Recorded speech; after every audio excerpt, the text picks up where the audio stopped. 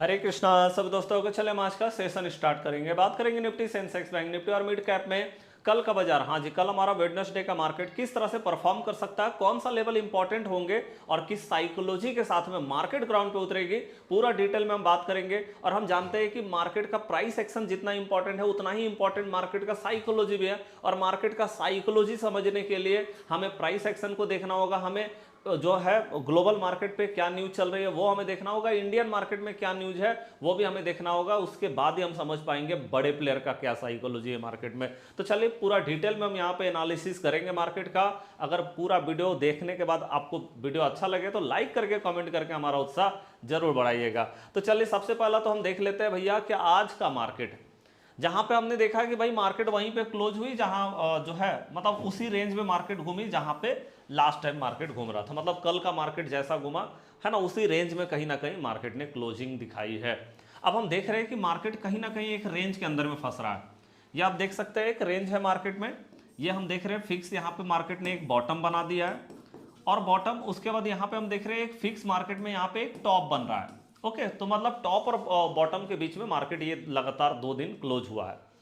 Okay, और ऊपर में हम देख रहे हैं कि भाई ऊपर में एक बड़ा गैप है, यहाँ पे हम देख रहे हैं एक बड़ा गैप है। और हम जानते हैं गैप मतलब बड़ा रेसिस्टेंस, मीन्स मार्केट का अपसाइड में जाना बहुत ज़्यादा आसान नहीं होने वाला है, क्योंकि हम देख रहे हैं कि भैया गैप है। ओके, हाँ, अगर कोई पॉजिटिव न्यूज आती है तो मार्केट इस गैप को कवर कर सकती है, अदरवाइज नॉर्मली मार्केट में अभी गैप कवर होना बहुत मुश्किल है। और हम देख रहे हैं मोस्ट ऑफ द जितने भी टॉप की कंपनी उसका Q1 का रिजल्ट आ चुका है। तो अब बहुत ज़्यादा कोई टॉप कंपनी का रिजल्ट नहीं आने वाला जिससे कि मार्केट बहुत ज़्यादा अपसाइड में चला जाए अगर अच्छा रिजल्ट हो। मतलब अब हमको ग्लोबल मार्केट पे डिपेंडेंट होना पड़ेगा कि ग्लोबल मार्केट में अगर कुछ न्यूज आता है तो उसके कारण मार्केट जो है यहाँ पे गैप को कवर कर सकती है, अदरवाइज अभी बहुत ज़्यादा चांसेस नहीं है गैप कवर होने का। मतलब अभी हम ये तो देख रहे हैं कि भैया मार्केट का एक जो ये टॉप दिखाई दे रहा है ये अभी सस्टेन होने वाला है टॉप। मतलब इस टॉप से मार्केट में सेलिंग आने का बहुत ज़्यादा चांसेस जो है वो हमें दिखाई दे रहा है। ठीक है जी, चले अब यहाँ पे अगर हम बात करें बॉटम का कि बॉटम कितना मजबूत है, क्योंकि हम ये तो देख रहे हैं कि टॉप बहुत स्ट्रांग है भैया, आसान नहीं है टॉप के ऊपर निकलना मार्केट का। क्यों नहीं आसान है? क्योंकि हम देख रहे हैं लगातार ग्लोबल मार्केट पे न्यूज आ रहा है। हम पहले एक बार एक न्यूज ही देख लेते हैं कि यहाँ पे अगर हम न्यूज को देखें तो यहाँ पे क्या है, जल डमरू मध्य मतलब स्ट्रेट ऑफ हॉर्मुज में जहाजों पर 6 पात्र से हमला हुआ। मतलब हम देख रहे हैं भैया फिर से स्ट्रेट ऑफ हॉर्मुज, जैसे हमने पहले देखा था कि स्ट्रेट ऑफ हॉर्मुज में 3 जहाजों पे एकदम से हमला हो गया था, बाद में पता चला ईरान ने हमला किया। उसके बाद ही हमने देखा जो है एकदम से यूएस ने स्ट्राइक किया इनके ऊपर और सीधे ट्रम्प ने अनाउंसमेंट किया कि भैया सीज फायर खत्म। उसके बाद से हमने देखा कि एकदम से कन्फ्लिक्ट बढ़ गई, मिडिल ईस्ट का टेंशन बढ़ गया और मार्केट में एक निगेटिव मोमेंटम स्टार्ट हो गई। ओके, ऑयल का प्राइस एकदम से हाइक करना शुरू कर दिया। अब यहाँ पे हम फिर से देख रहे हैं कि भैया अभी तक तो ये नहीं पता चला है, लेकिन हाँ जहाज़ों पे हमला हुआ फिर से स्ट्रेट ऑफ हॉर्मुज में। अब यहाँ हम देख रहे हैं हॉर्मुज जल डमरू में एक जहाज पर अज्ञात वस्तु से हमला हुआ है। अब ये पता नहीं कि हमला किसने किया है, लेकिन ये हमला हुआ है भैया, मार्केट पैनिक करेगी इसके कारण। हालांकि चालक दल के सदस्य सुरक्षित बताए जा रहे हैं, उसमें जितने चालक थे वो तो सुरक्षित है, लेकिन जहाज पे हमला हुआ है। जहाज ट्रैकिंग डेटा से पता चलता है कि पिछले 1 दिन में कोई भी जहाज जल डमरू से नहीं गुजरा।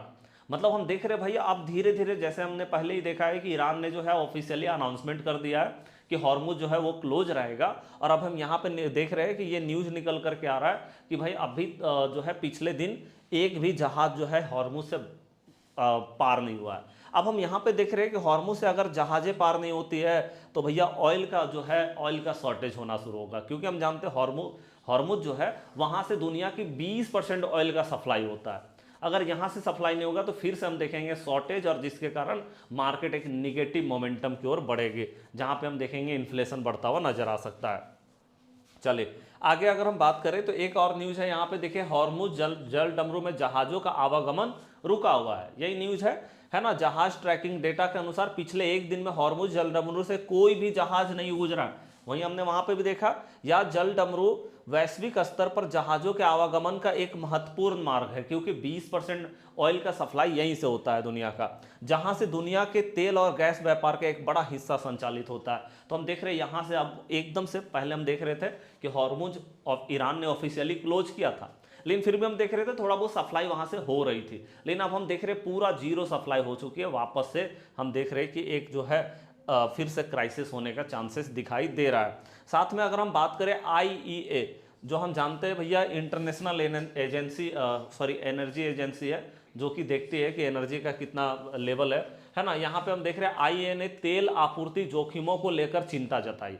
अब हम देख रहे हैं भाई हॉर्मुज से एकदम से जहाजें पार नहीं होंगी, तो भैया ये तो चिंता रहेगा कि अब ऑयल का प्राइस फिर से बढ़ेगी और जिसके कारण इन्फ्लेशन बढ़ेगा। पेट्रोल डीजल जितनी भी चीज़ें हैं, क्रूड मतलब CNG जो है उसका प्राइस बढ़ेगा, तो हम जानते हैं ट्रांसपोर्टेशन कॉस्ट जो कि सारे वस्तु में लगता है, फिर हम इन्फ्लेशन का के ओर बढ़ने जा रहे हैं। और इन्फ्लेशन अगर आएगी तो फिर हम देखेंगे RBI का अनाउंसमेंट आना शुरू होगा, उसके बाद हम देखेंगे फेड का अनाउंसमेंट आना शुरू करेगा और मार्केट रिएक्ट करेगी। तो मतलब आने वाले टाइम में मार्केट में थोड़ा हाई वॉलीटिलिटी भी देखने को मिल सकता है। ठीक है जी। तो यहाँ पे हम देख रहे हैं अंतर्राष्ट्रीय ऊर्जा एजेंसी IEA ने चेतावनी दी है कि मध्य पूर्व में बढ़ते हुए तनाव से वैश्विक तेल आपूर्ति में, मतलब तेल का सप्लाई जो है, ऑयल का सप्लाई जो है में संभावित व्यवधानों को लेकर चिंताएं बढ़ गई है। अब हम यहाँ पे देख रहे हैं तो भैया ये कहीं ना कहीं मार्केट में निगेटिव न्यूज लेकर के आता है, मतलब मार्केट में एक गिरावट आ सकती है अगर ये न्यूज बना रहा और अगर हॉर्मुज इसी तरह से क्लोज रही तो। ओके, मतलब अब हम देख रहे हैं, जैसे मैंने आपको बताया कि देखिए टॉप जो है, टॉप हमारा क्या दिखता है, मैंने आपको बताया कि टॉप स्ट्रांग है भाई, है ना। यहाँ पे टॉप स्ट्रांग है, क्यों स्ट्रांग है, क्योंकि हम देख रहे हैं कि ग्लोबल मार्केट पे निगेटिव न्यूज है ना। और उसके बाद हम देख रहे हैं Q1 में जितनी भी टॉप की कंपनी थी लगभग सबका रिजल्ट आ चुका है, तो अब वैसा कोई उम्मीद नहीं है कि वहां से कुछ बहुत ज़्यादा कुछ हो जाएगा। मतलब ये जो टॉप है हमारा और इसके ऊपर जो गैप है ये कहीं ना कहीं अभी सस्टेन करने जा रहा है, इसके ऊपर जाना बहुत मुश्किल है मार्केट के लिए। लेकिन ये जो बॉटम है, क्या बॉटम से नीचे मार्केट जा सकती है, तो देखिए अभी तक बॉटम में मार्केट तभी क्यों रुक रही थी, अभी तक हम देख रहे थे मार्केट में बॉटम बन रही थी, बॉटम से ऊपर, बॉटम से ऊपर, बॉटम से ऊपर। ये बॉटम से ऊपर क्यों जा रहा था, क्योंकि Q1 का रिजल्ट बेहतरीन आ रहा था, जिसके कारण हम देख रहे थे बॉटम बन रही थी। अब हम देख रहे हैं Q1 का रिजल्ट तो अब भाई मोस्ट ऑफ द कंपनी का आ चुका है, टॉप की कंपनी का। अब हम देख रहे हैं कि भैया यहाँ जो बॉटम है ये सुरक्षित नहीं हो, मतलब ये बॉटम को हम बोल सकते हैं कि ये बॉटम जो है यहाँ पे मार्केट थोड़ा वीकनेस दिखाई दे रही है, वीक है ये बॉटम, है ना। तो अब देखिए मैं आपको सिंपली लेवल बताऊंगा, ये लेवल हमको बहुत ज़्यादा लेवल लिखने की जरूरत नहीं, एकदम सिंपली समझिएगा मार्केट का साइकोलॉजी को। पहले मैं इसको ना ये जितनी भी लाइनें हमने बना रखी इसको पहले मैं एक बार हटा देता हूँ, ठीक है जी। ओके, अब ध्यान से एकदम सिंपल समझना है कि भाई मार्केट में हो क्या रहा है। देखिए मैं आपको एकदम से आपके सामने लेवल बना करके दिखा देता हूँ। जैसे आप देखो ये बिल्कुल बॉटम बना हुआ है ना, ये आप देखो यहाँ पे एक बॉटम है, ओके। और उसके बाद आप देखो बॉटम और कहाँ पे है भाई, यहाँ पे बॉटम है,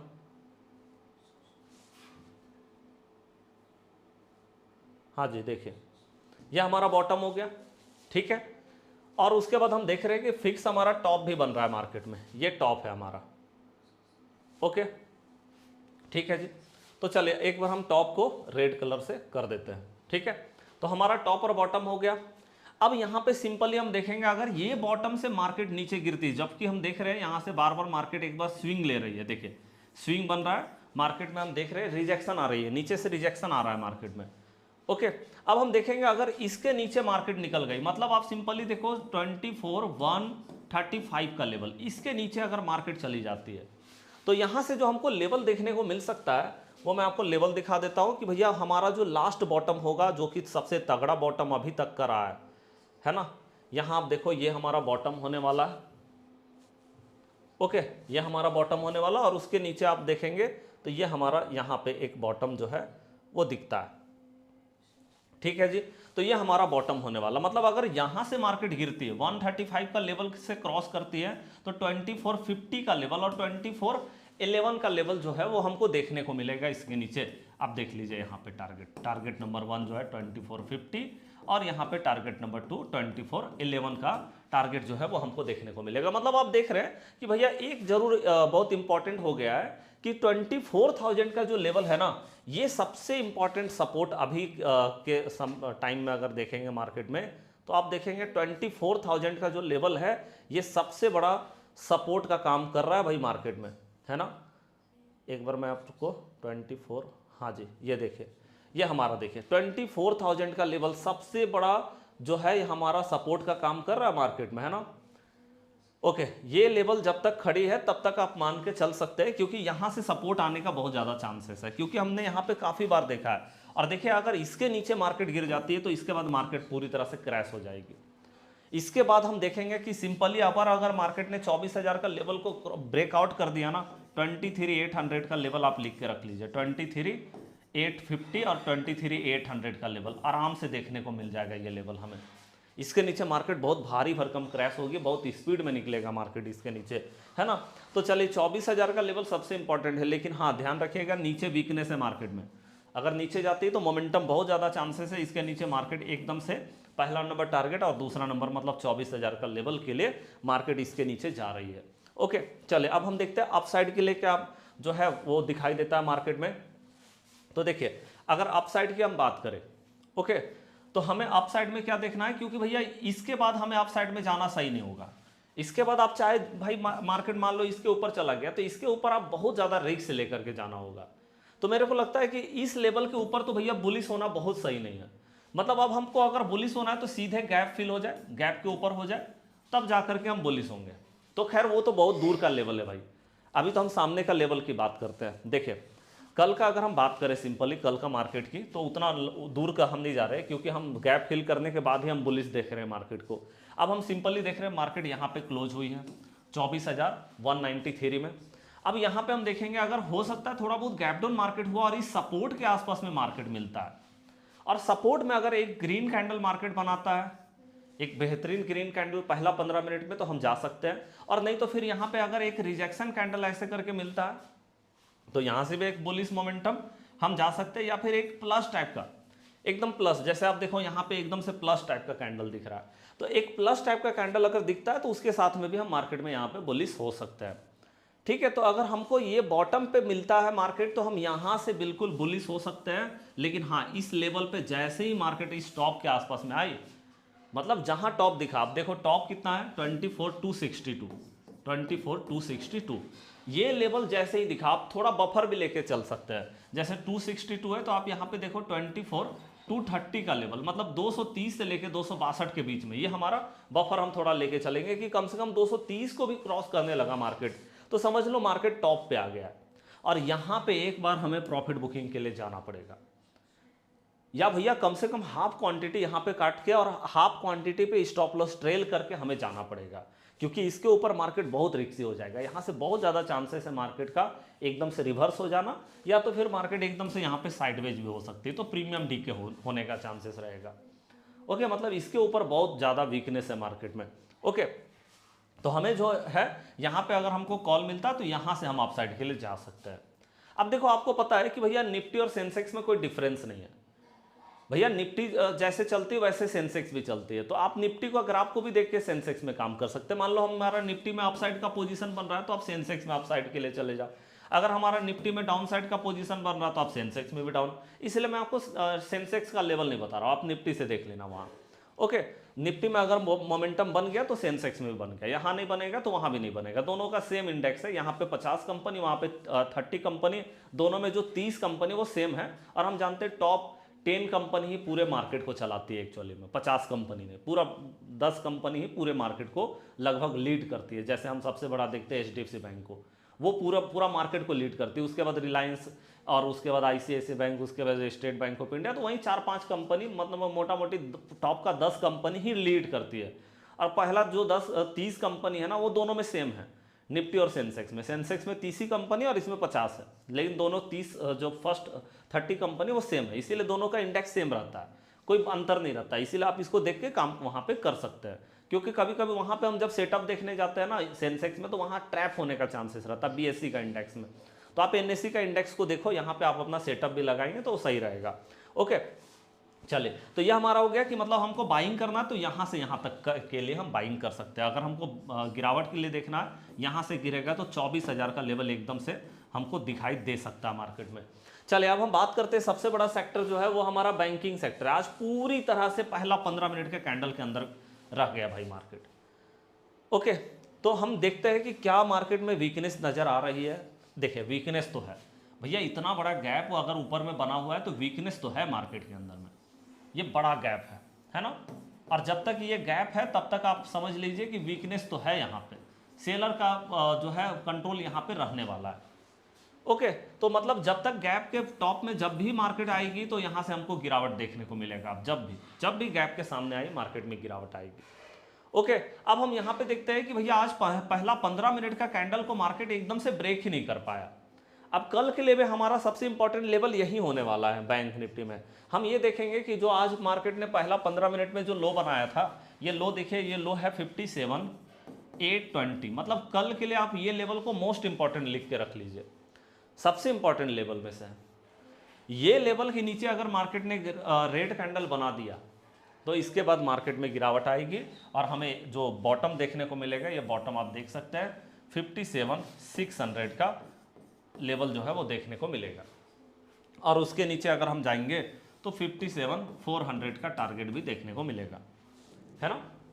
यहां से जैसे ही गिरता और अगर यहां से बाउंस करती है मार्केट तो पहला नंबर टारगेट आप देख सकते हैं 58,000 का एक बेहतरीन टारगेट मिलेगा। लेकिन उसके ऊपर जैसे ही जाने लगी आप ये समझ लो कि भैया इसके बाद मार्केट में वीकनेस शुरू हो जाएगी और वहां से कभी भी गिरावट आ सकती है। तो आपको पता ही है कि अगर टॉप में जाती है तो हमें रिजेक्शन कैंडल का वेट करना है। रिजेक्शन लेते हैं या प्लस टाइप का कैंडल बनता है, समझ लो रिवर्सल पॉइंट आ गया मार्केट का।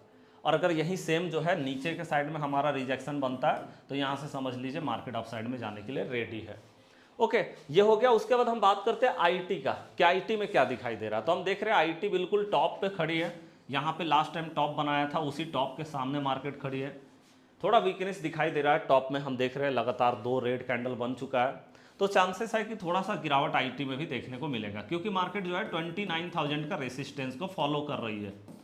ओके, जैसे ही 29,000 का लेवल दिखता है वहां से मार्केट गिरना शुरू करती है।